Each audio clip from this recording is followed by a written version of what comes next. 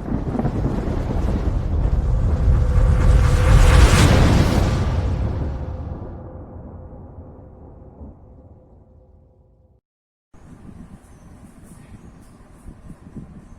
students, how are you? I hope you will be fine. Marshall classes में आपका स्वागत है और मैं आज आपके लिए एसिड, बेस एंड सोल्ट का वीडियो नंबर 2 लेकर आया हूं, जिसमें अपने पीएच स्केल और इम्पोर्टेंस ऑफ पीएच के बारे में पढ़ेंगे। तो चलिए let's start the video.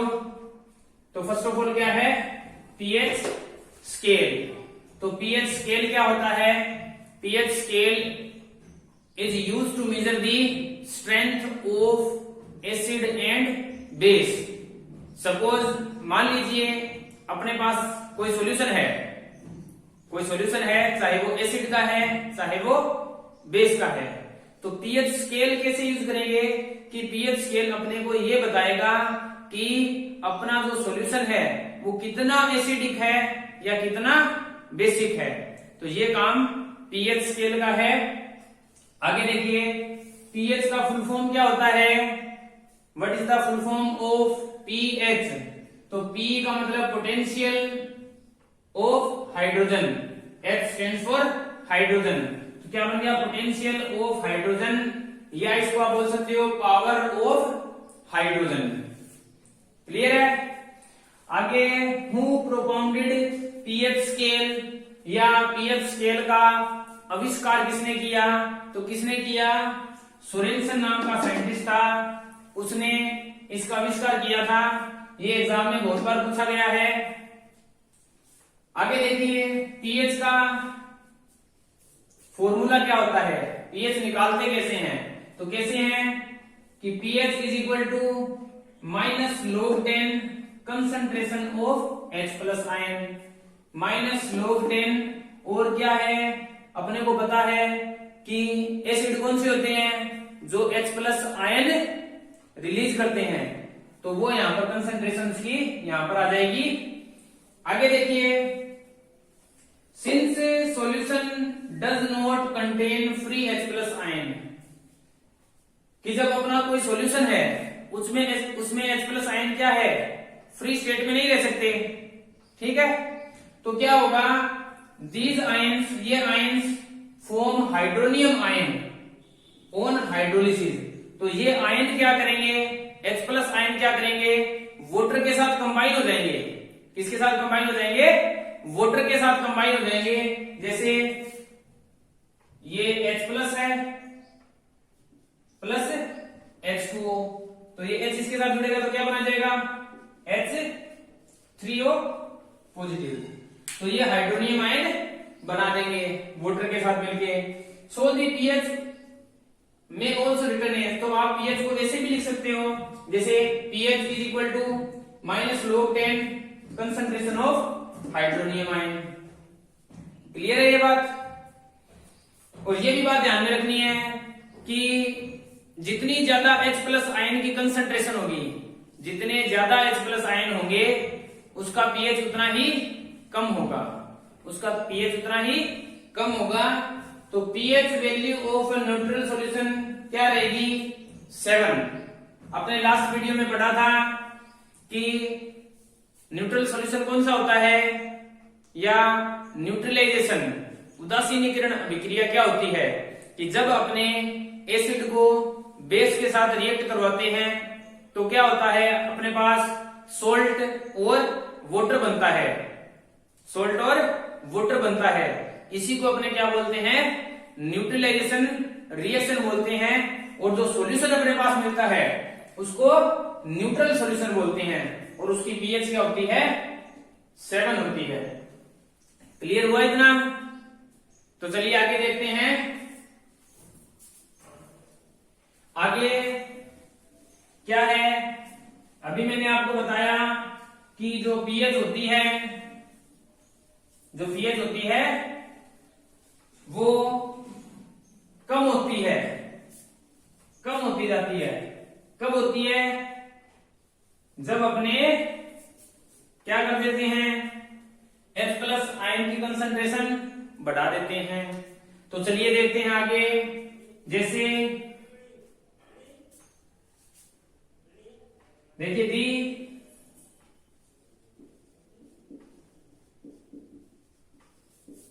concentration of H plus ion and OH negative ions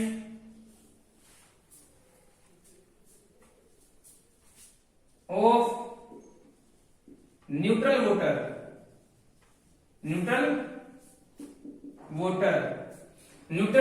water की कंसंट्रेशन H प्लस आयन की और OH नेगेटिव आयंस की न्यूट्रल वाटर में कितनी होती है? इज 1 into 10⁻⁻7 मोल पर लीटर होती है। तो आप इसकी पीएच कैसे लिखोगे? PH of the solution is, कैसे लिखोगे आप पीएच? अभी मैंने आपको फॉर्मूला बताया है, pH is equal to minus log 10 concentration of hydronium ion या H प्लस आयंस। तो ये अपने को दे रखी है 1 into 10⁻⁻7। क्लियर है? तो अब देखिए log वाले में क्या होता है, जो पावर होती है वो आगे जाती है। तो अपने पास पावर में क्या है? माइनस का 7 है, तो माइनस का 7 है, इधर माइनस है, तो क्या आ जाएगा? 7 माइनस टू माइनस कैंसिल हो जाएगा। 7 log 10 बेस 10। ठीक है? तो क्या होता है, देखिए log 10 बेस 10 क्या होता है? 1 होता है, और ये इधर 7 है, और ये क्या है? पीएच हो गया। तो इसकी पीएच क्या होगी अपने पास? 7। तो देखिए न्यूट्रल वाटर की पीएच क्या आ गई? 7, जो मैंने आपको बताई है। तो ऐसे अपने को कंसंट्रेशन दे रखी है, तो आप किसी भी सॉल्यूशन की पीएच निकाल सकते हैं। तो चलिए आगे देखते हैं, पीएच स्केल के ऊपर देखते हैं क्या होता है।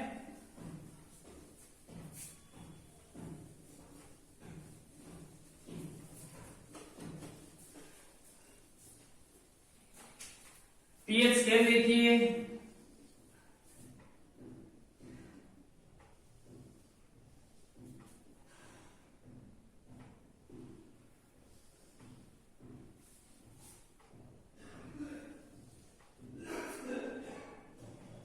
ये इसका मान लेते हैं मिड पॉइंट है, एग्जैक्ट तो नहीं है। चलिए यहां पर क्या होगा? यहां पर क्या होगा? इसकी पीएच 7 का मतलब क्या हो गया? यहां पर न्यूट्रल है। अब देखिए यहां पर क्या है? 0, यहां पर क्या होता है? 14। तो पीएच स्केल पे क्या होता है? 0 to 14 इंडिकेट होता है, दिया होता है। तो कैसे है कि जब अपने 7 से नीचे की तरफ जाएंगे तो क्या होगा? इधर पार्ट में क्या होता है? H प्लस होते हैं, इधर OH नेगेटिव। मतलब ये एसिडिटी के बारे में बताएंगे, एसिड के बारे में बताएंगे, और ये बेस के बारे में बताएंगे।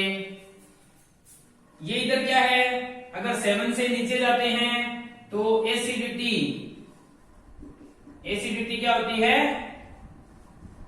इंक्रीज होती है। समझ रहे हो?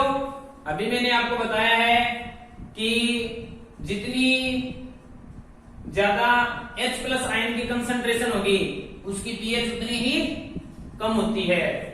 और इसी तरह 7 से अपने ऊपर जाएं, क्या होगा? बेसिसिटी क्या होती है? इंक्रीज होती है। क्लियर हो रहा है? 7 से ऊपर आते ही जो सॉल्यूशन है वो क्या हो जाता है? बेसिक हो जाता है, और 7 से नीचे एसिडिक होता है। तो क्लियर हुई ये बात? ठीक है ना। देखिए पीएच स्केल के बारे में कितना कर लिया आपने। प्रोपाउंडेड पीएच स्केल आविष्कार किसने किया? सोरेनसन ने किया। पीएच का फुल नेम क्या है? क्या नेम है? पोटेंशियल ऑफ हाइड्रोजन या पावर ऑफ हाइड्रोजन। ठीक है। अभी देखिए मैं आपसे एक क्वेश्चन पुट करता हूं। जिस तरह मेरे पास 3 कंटेनर है, मेरे पास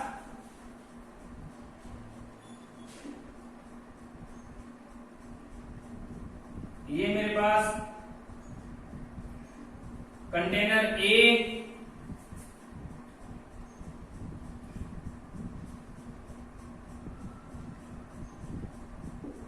ये मेरे पास कंटेनर बी सॉल्यूशन का है, ये मेरे पास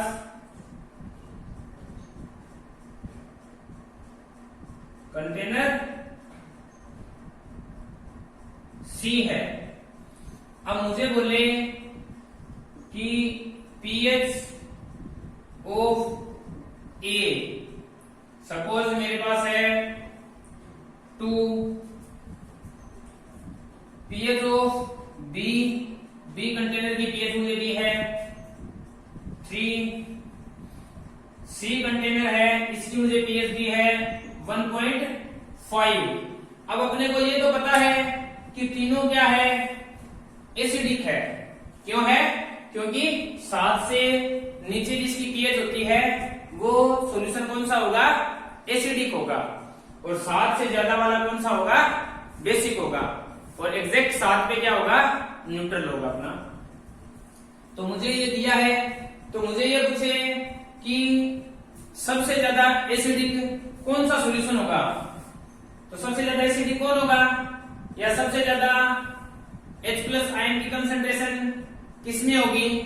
तो किसमें होगी? सी में, क्योंकि सी का क्या है? सी इज मोर एसिडिक। सी की पीएच क्या है? 1.5, जिसकी पीएच जितनी ज्यादा कम उतने ही ज्यादा H+ आयन की कंसंट्रेशन। बताया ना आपको। तो चलिए आगे देखते हैं। कुछ कंपाउंड्स हैं जिनके अपने पीएच देख लेते हैं। जैसे अगर पूछे अपने को ब्लड का पीएच कितना होता है? तो 7.4 होता है। ये मोस्टली एग्जाम में पूछे जाते हैं, कॉम्पिटिटिव एग्जाम में भी पूछे जाते हैं। ब्लड का पीएच क्या होता है? 7.4। अगर पूछे टीयर्स, टीयर्स का मतलब अंशु, मतलब जो आंखों से टीयर्स निकलते हैं ना, आंखों के अंशु, तो उनकी पीएच भी क्या होती है? 7.4 होती है। अगर पूछे सोल्ट की पीएच क्या होती है? तो सोल्ट की पीएच 7 होती है। अगर पूछे वाटर की पीएच क्या होती है?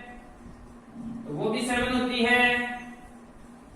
अगर पूछे टोमेटो, टोमेटो मतलब टमाटर की पीएच क्या होती है? टमाटर की पीएच क्या होती है? 4.5 होती है। ये आपको पूछे पीएच ध्यान में रखनी है, 4.5 होती है। अगर पूछे एसिड रेन की पीएच क्या होती है? तो 5 होती है। एसिड रेन की पीएच क्या होती है? 5। अगर पूछ ले अपने से HCl की पीएच क्या होती है? 1 होती है। H2SO4 की पीएच क्या होती है? 1 होती है। क्योंकि ये क्या होते हैं? स्ट्रॉन्ग एसिड होते हैं। और ये क्या होता है? H2SO4, इसको अपने क्या बोलते हैं? किंग ऑफ एसिड बोलते हैं। अम्लों का राजा कौन होता है?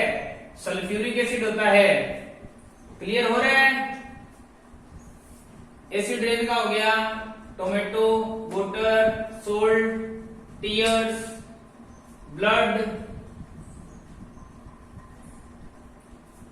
तो चलिए आगे देखते हैं कि आगे अपना क्या है। तो ये अपना कंप्लीट हो गया है पीएच स्केल के बारे में। आगे जो अपना टॉपिक है वो क्या है, importance of pH in our daily life, कि अपनी डेली लाइफ में पीएच की क्या इंपॉर्टेंस है।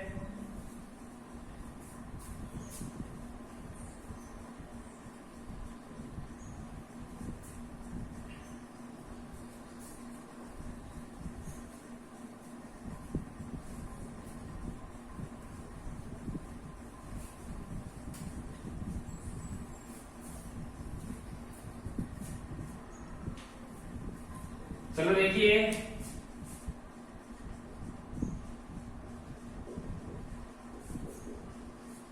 Importance of pH in our daily life. तो चलिए, इंपॉर्टेंस ऑफ पीएच में क्या है, इसमें अपना फर्स्ट पॉइंट है acidity in stomach, acidity in stomach. तो अपना फर्स्ट पॉइंट है एसिडिटी इन स्टमक। अब अपने को पता है कि अपना जो स्टमक होता है उसमें कौन सा एसिड होता है, स्टमक में कौन सा एसिड होता है, HCl होता है, हाइड्रोक्लोरिक एसिड होता है। उसकी एक स्पेसिफिक पीएच होती है। अगर वो पीएच, अगर उसकी पीएच वैल्यू डिक्रीज होने लगे, अगर उसकी वैल्यू डिक्रीज होने लगे तो वो क्या होने लगेगा, अपने स्टमक में इरिटेशन, पेन होने लग जाएगा। क्लियर है ना, इरिटेशन और पेन होने लग जाएगा। तो उस केस में अपने क्या करेंगे, अपने क्या बोलते हैं, एसिडिटी हो गई है, एसिडिटी हो गई है। तो उस टाइम अपने क्या यूज करेंगे, वीक एसिड यूज करेंगे। कौन सा, मैग्नीशियम हाइड्रोक्साइड। उस एसिडिटी को रिमूव करने के लिए, to remove acidity, to remove acidity of stomach, we use weak base, weak base, यही है ना, ये एसिड होता है। एसिड को बेस के साथ रिएक्ट करवाएंगे तो क्या हो जाएगा, न्यूट्रलाइज हो जाएगा। वीक बेस कौन सा, मैग्नीशियम हाइड्रोक्साइड, ये बेस होता है। ये क्या कर देगा, अपने जो स्टमक में जो एसिडिटी है उसको न्यूट्रलाइज कर देगा और अपनी जो प्रॉब्लम होगी वो सॉल्व हो जाएगी। तो समझ में आ गया होगा। और ये भी क्या बात ध्यान में रखनी है, मैग्नीशियम हाइड्रोक्साइड को मिल्क ऑफ मैग्नीशिया बोलते हैं, बहुत बार पूछा जाता है, milk of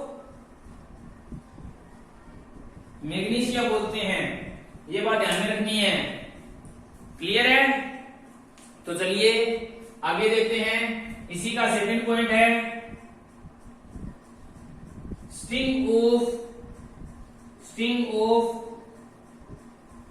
red ant, sting of red ant. Sting क्या होता है, डंक। अपने हनीबी होती है, मधुमक्खी होती है, या ये चींटियां होती है, ये अपने को काट लेती है। ठीक है, ये अपने को काट लेती है तो क्या वो अपने अंदर कौन सा एसिड छोड़ देती है, कौन सा एसिड होता है, फॉर्मिक एसिड छोड़ती है। ये स्टिंग ऑफ रेड आंट कौन सा एसिड छोड़ती है, फॉर्मिक एसिड। अपनी स्किन की कांटेक्ट में आता है और उस वजह से अपने को क्या होने लगता है, इरिटेशन, पेन होने लगता है ना, इरिटेशन, पेन होने लगता है।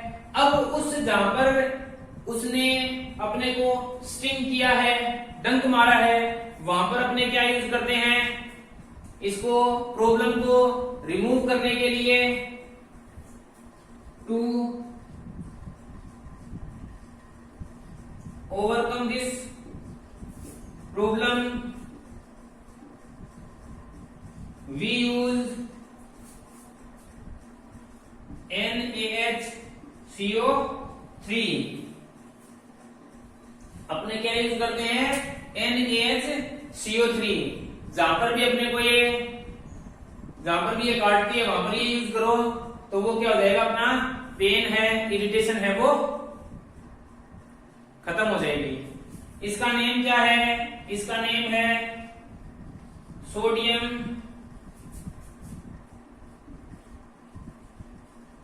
हाइड्रोजन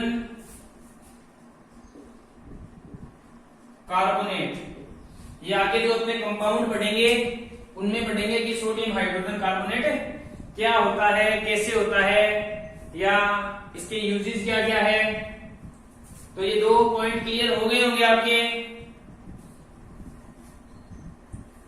आगे है थर्ड जो पॉइंट है वो है अपना टूथ डिके। टूथ डिके जिसको अपने क्या बोलते हैं, दंत शरण। मतलब दांत है वो जो कमजोर हो जाते हैं और वो क्या है, जिस तरह भुरने लगते हैं ना, दांत ब्रिटल हो जाते हैं, तो उसी को क्या बोलते हैं, टूथ डिके। तो अपना जो माउथ होता है उसकी एक स्पेसिफिक पीएच होती है माउथ की भी, कि जैसे अपने खाना खाते हैं, जब अपने खाना खाते हैं तो क्या होता है, जो खाने में जो भी प्रेजेंट बैक्टीरिया होते हैं, खाने में जो भी प्रेजेंट बैक्टीरिया होते हैं वो अपने माउथ की पीएच को डिक्रीज कर देते हैं। मतलब माउथ की एसिडिटी को बढ़ा देते हैं। माउथ की एसिडिटी को बढ़ा देते हैं तो वो पीएच क्या हो जाती है, डिक्रीज हो जाती है। और वो क्या करते हैं फिर, वो जो भी अपने टूथ है, वो खाना होता है, वो क्या होता है, दांतों के साथ अटैच हो जाता है और वो साथ में क्या करता है, टूथ डिके करना स्टार्ट कर देता है। इसी प्रॉब्लम को शॉर्ट आउट करने के लिए अपने को क्या करना चाहिए, आफ्टर ईटिंग द फूड क्या करना चाहिए, अपने को ब्रश करना चाहिए, जिससे जो भी रिमेनिंग जो फूड है जो अपने दांतों में रह गया या मुंह में रह गया है वो क्या हो जाए, निकल जाए और अपना टूथ डिके ना हो। क्लियर है। आगे अपना जो नेक्स्ट पॉइंट है, फोर्थ पॉइंट है, वो है एसिड रेन। आगे नेक्स्ट पॉइंट कौन सा है, एसिड रेन। अब देखिए अपना जो रेन वाटर होता है वो क्या होता है, रेन वाटर को प्योर वाटर माना जाता है। रेन वाटर को प्योर वाटर माना जाता है, लेकिन जब बारिश होती है तो बारिश के टाइम पे क्या होती है कि जो अपने एटमॉस्फेयर है, एनवायरनमेंट है, उसमें हार्मफुल गैसेज होती है। कैसे, जिस तरह सल्फर डाइऑक्साइड होती है, कार्बन डाइऑक्साइड होती है, ऐसी कुछ गैसें होती है। वो वाटर के साथ जब बारिश होती है वो वाटर के साथ में क्या हो जाती है, रिएक्ट कर जाती है और क्या बनाती है, नाइट्रिक एसिड बना लेती है, सल्फ्यूरिक एसिड बना लेती है, जिस वजह से वो वाटर क्या हो जाता है, पोल्यूट हो जाता है। और उसी को अपने क्या बोलते हैं, एसिड रेन बोलते हैं। और जो एसिड रेन की पीएच क्या होती है वो मैंने आपको पीछे बता ही दिया है। ठीक है, क्लियर है।